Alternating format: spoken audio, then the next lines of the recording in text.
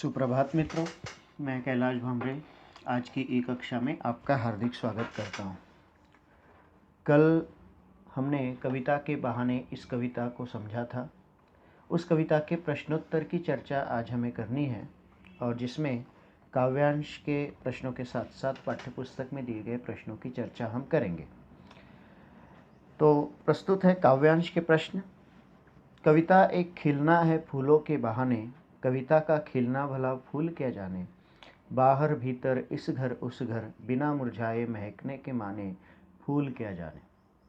इस पर आधारित पहला प्रश्न है, कविता की तुलना फूलों से क्यों की गई है। जैसा कि हमने समझा है कि फूल जिस तरह से अपनी रंग और सुगंध से सभी को सम्मोहित कर देता है, सभी को आकर्षित कर लेता है, ठीक उसी प्रकार कविता भी अपने रस, अलंकार और शिल्प की सुंदरता के कारण सबको अपनी ओर आकर्षित कर लेती है।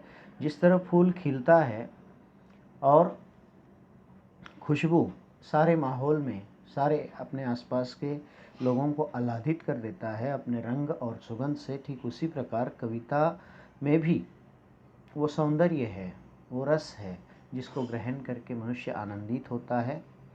और इसलिए कविता की तुलना फूलों से की गई है। जो प्रश्न यहाँ पर दिए गए हैं, जिनके उत्तर जो यहाँ पर दिए गए हैं, ज़रूरी नहीं कि आपको इसी तरह से लिखना है, आप अपनी ओर से अपने शब्दों में इसका उत्तर लिख सकते हैं। भाव लेकिन वही होना चाहिए। दूसरा प्रश्न देखिए, कविता का खिलना फूल क्यों नहीं जान सकता। हमने कल भी ये कविता के माध्यम से समझा था कि फूल जब खिलता है तो खिलने के साथ ही उसका परिणाम निश्चित होता है। यानी अगर वो खिल रहा है तो तुरंत वो मुरझाना उसका निश्चित है। एक सीमित समय तक वो रहेगा और सीमित समय तक अपनी खुशबू से, अपने रंग से, अपने सौंदर्य से सबको प्रभावित कर सकता है। 1-2 दिन या बहुत कम समय के लिए वो खिलता है, लेकिन कविता जो है एक बार जब खिलती है तो सदियों तक अपनी ओर आकर्षित करती रहती है। फूल का खिलना एक सीमित स्थान पर है।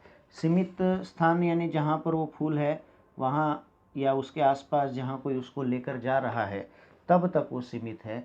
लेकिन कविता देश, काल और समय की सीमाओं से परे होती है। हमने कल भी देखा था कि जितनी भी 500, 600, 700 साल पहले लिखी गई कविता, 10 साल पहले लिखी गई कविताएं आज भी जब समाज में पढ़ी जाती है, लिखी जाती है, उनका अध्ययन किया जाता है, तो उस दृष्टि से समाज को एक नए विचार, नई दिशा देने का कार्य ये कविताएं करती हैं।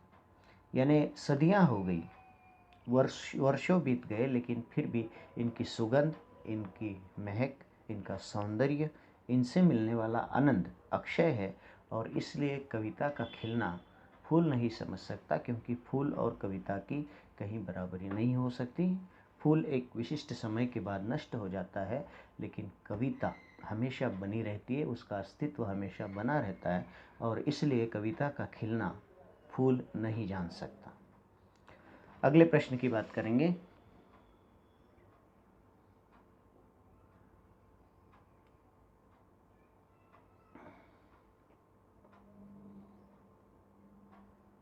कविता की उड़ान चिड़िया क्यों नहीं जान सकती।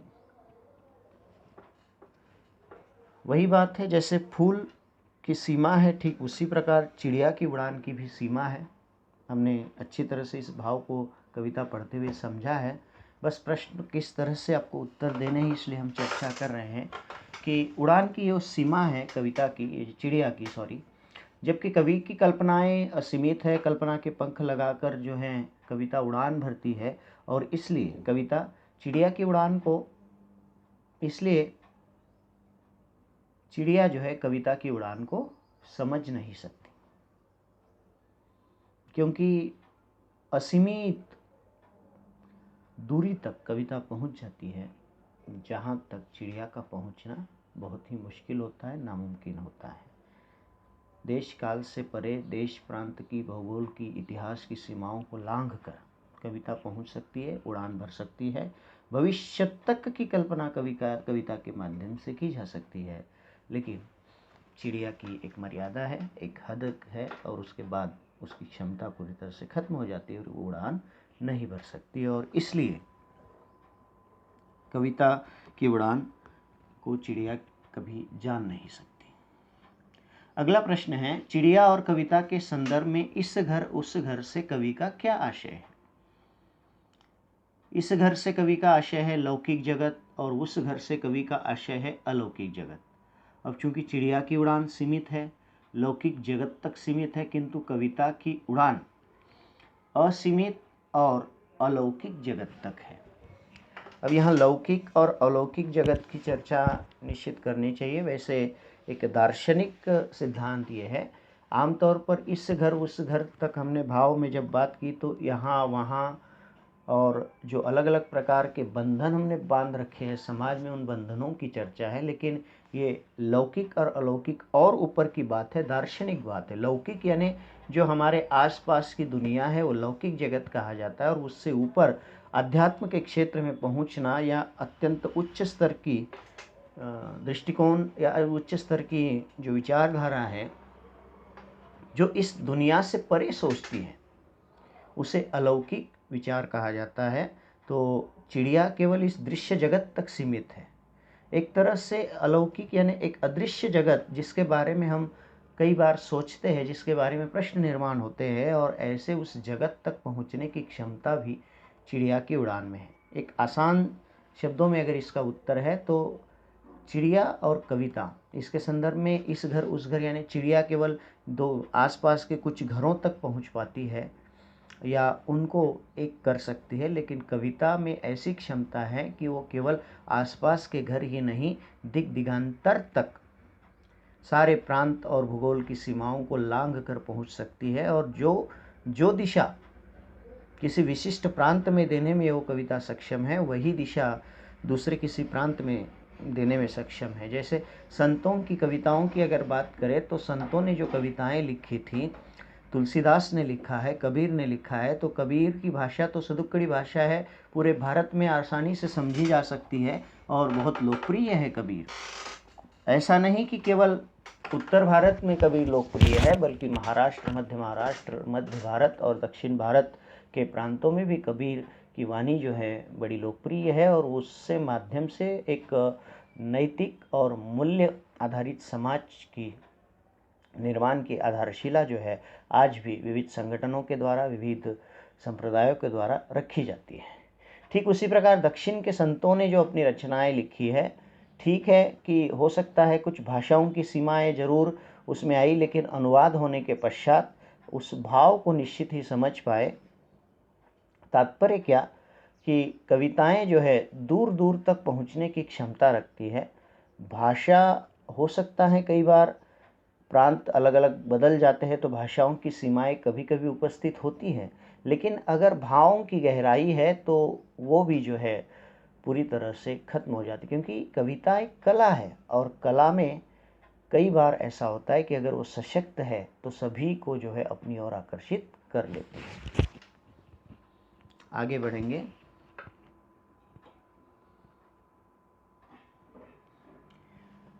चिड़िया की उड़ान और कविता की उड़ान में क्या समानता है?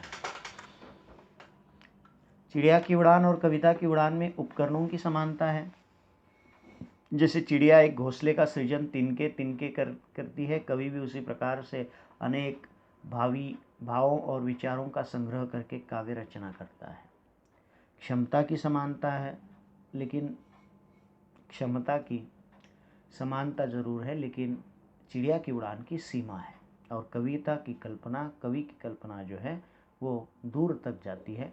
दोनों को आमतौर पर समान रूप से कहे तो दूर तक जाते हैं, लेकिन एक निश्चित सीमा के बाहर कविता और आगे बढ़ सकती है, लेकिन चिड़िया नहीं बढ़ सकती। कई बार प्रश्न आता है कि असमानता क्या है, तो समानता और असमानता ये दोनों चीज़ें कभी कभी इस प्रश्न को बदल दिया जाता है कि चिड़िया की उड़ान में और कविता की उड़ान में क्या समानता है, क्या असमानता है। तो इसमें हम उपकरणों की समानता, पंखों के सहारे उड़ना, कविता भी कल्पना के पंख लगाकर उड़ती है वगैरह, इसकी चर्चा कर सकते हैं। और असमानता की बात करते हुए खासकर उनकी मर्यादा की बात हम कर सकते हैं, उनकी क्षमता की बात कर सकते हैं, और उनका जो विस्तार है जहाँ तक वो पहुँच पाते हैं उसकी बात इसमें हम रख सकते हैं कि चिड़िया एक सीमित क्षेत्र तक पहुँच पाती है, बहुत दूर तक नहीं जा पाती, उसकी उड़ान की एक सीमा होती है, और कविता इससे परे होती है। ये बात इस असमानता के बिंदुओं में जो है हम कर सकते हैं। अगला प्रश्न, सब घर एक कर देने के माने। जब बच्चे के साथ कवि कविता की समानता बताते हो, कहते हैं कि सब घर एक कर देने के माने बच्चा ही जाने। तो सब घर एक कर देने के माने ये है कि कविता जाति भेद, वर्ण भेद, देश प्रदेश को नहीं देखते। जिस प्रकार एक बच्चा अपने पराये का भेद किए बिना उन घरों में भी खेलने चला जाता है, खेलते खेलते चला जाता है कि जिनमें उनके परिवार वालों की दुश्मनी होती है, उनके आपस में बनती नहीं है, वैसे ही कविता पर भी सीमाओं का बंधन नहीं होता। वो भी दो दुश्मन देशों के बीच एक ही भाव से पढ़ी जाती है। कविता भी दो देशों के लोगों के दिलों को जोड़ती है। इस प्रकार कविता और बच्चों के बीच समानता कवि देखता है। अब यहाँ पर निश्चित ही ये बात हमें बतानी, देखिए कि जब बच्चा जन्म लेता है तो जब तक वो अबोध होता है, जब तक वो नासमझ होता है, जब तक धीरे धीरे जैसे जैसे उसकी समझ आने लगती है, हम लोग एक तरह से दुनियादारी उसे समझाते चले जाते हैं, लेकिन तब तक उसको ये सारी चीज़ें मालूम ही नहीं होती। धर्म, जात, पंथ, संप्रदाय, इन सभी चीज़ों से वो परे होता है, इनका उसके मन में कोई स्थान नहीं होता। लेकिन धीरे धीरे हम ही एक तरह से उनको ये सब सिखाते चले जाते हैं। लेकिन कवि का कहना है कि हम बच्चों की सी अबोध भावनाओं से जो है कविता भी जो है जोड़ती है लोगों को। कविता में भी किसी प्रकार का कोई भेदभाव नहीं होता, जैसे बच्चों के मन में नहीं होता। बच्चे निष्कपट और निरीह होते हैं, उनकी भावनाएं मासूम होती हैं। चिड़िया की उड़ान और कविता की उड़ान में क्या अंतर है? हमने असमानता के संदर्भ में जो प्रश्न था उसमें ये बात चर्चा की जा चुकी है। कविता की उड़ान चिड़िया क्यों नहीं जान सकती? क्योंकि चिड़िया की उड़ान एक सीमित होती है और कवि की कल्पनाएं असीमित होती है। विस्तार से इसमें हम समानता और असमानता के संदर्भ में चर्चा इस प्रश्न की कर ही चुके हैं, उसे दोहराने की आवश्यकता नहीं है।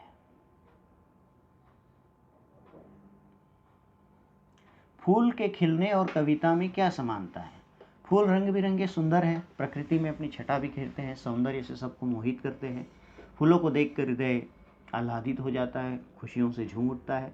ठीक उसी प्रकार कवि के हृदय में भी विभिन्न भाव जब जागते हैं और उन भावों से जब कविता निर्मित होती है, कविता जब प्रस्फुटित होती है, तो कविता को पढ़कर पाठक को आनंद की प्राप्ति होती है। जिस रस की वो कविता है उस रस में वो डूबता है और आनंद विभोर हो जाता है, और इस तरह फूल जैसे मनुष्य को खुशियाँ देता है, ठीक उसी प्रकार कविता भी जो है मनुष्य को आनंद देने में और उनको दिशा देने में सक्षम होती है।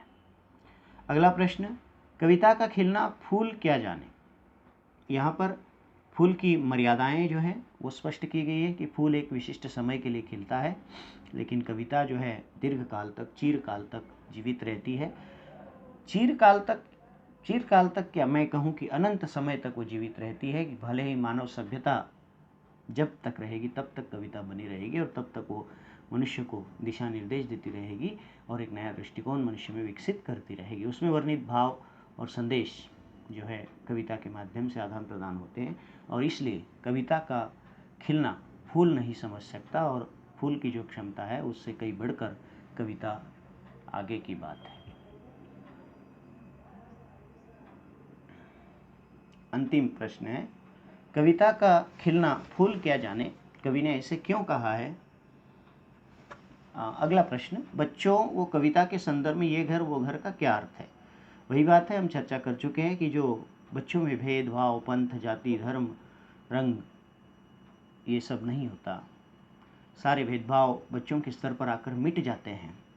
कई बार बच्चों की इस दुनिया को देखकर बहुत से कवियों ने कल्पना की है कि शायद बच्चे बड़े ना हो। क्यों ना हो? क्योंकि बच्चों की सी अबोध भावनाएं जो है दुनिया में जब होगी, निष्कपटता होगी, तब शायद ये दुनिया की तस्वीर और बढ़िया और सुंदर और मनमोहक हो सकती है। और ये सबसे सुंदर सृष्टि जो है विचारों की, मानव सबसे सुंदरतम, कवि पंत कहते हैं कि मानव इस दुनिया का सबसे सुंदरतम तत्व है, और विचारों में ये सुंदरता होती है। और बच्चों के विचार निश्चित ही इसी तरह के सुंदर होते हैं, लेकिन दुनियादारी के चक्कर में हम बहुत सी ऐसी बातें बच्चों को सिखाते हैं, धीरे धीरे बच्चे भी उसको आत्मसात करते चले जाते हैं। और अब सौभाग्य कहे, दुर्भाग्य कहे, जो भी है, ये विडंबना है हमारे समय की कि इस तरह से हम बच्चों को सिखा रहे हैं, बच्चे सीख रहे हैं और जैसे परिस्थितियां हैं उसके अनुसार हम कर रहे हैं। लेकिन एक आदर्श की बात करें, एक अच्छे समाज की कल्पना करें तो बालकों से कोमल भावनाएं, बालकों से अबोध भावनाएं, बालकों से निष्कपटता, बालकों से भेदभाव से परे दुनिया की कल्पना कवि अपनी कविताओं में करता है। कवि यही कार्य करता है और उस समाज को बांधने की कोशिश करता है। ठीक है मित्रों, आज के लिए इतना ही। इन प्रश्नों की चर्चा हमने की। इन प्रश्नों को और अलग अलग रूप से भी पूछा जा सकता है, तो उसके लिए भी आप तैयार रहे। जरूरी नहीं कि शब्द इसी प्रकार से इन्हीं शब्दों के साथ प्रश्न पूछे जाए, जरूरी नहीं कि इन्हीं शब्दों में बंधकर आपको उत्तर देना है। आप अपने विचार से, अपने दृष्टिकोण से, अपने शब्दों का प्रयोग करके इनके उत्तर जरूर दें। जरूरी नहीं कि इन्हीं को कॉपी आप करें, लेकिन भाव निश्चित हो रहे, जो बात पूछी गई है उसी का उत्तर देने का प्रयास करें। अनावश्यक विस्तार किसी उत्तर का ना करें और ज़रूरी बात भी ना छूटे, इसका ध्यान रखें। ठीक है, तब तक के लिए धन्यवाद। फिर मिलेंगे अगले किसी वीडियो में नए टॉपिक के साथ। घर में रहें, स्वस्थ रहें, सुरक्षित रहें।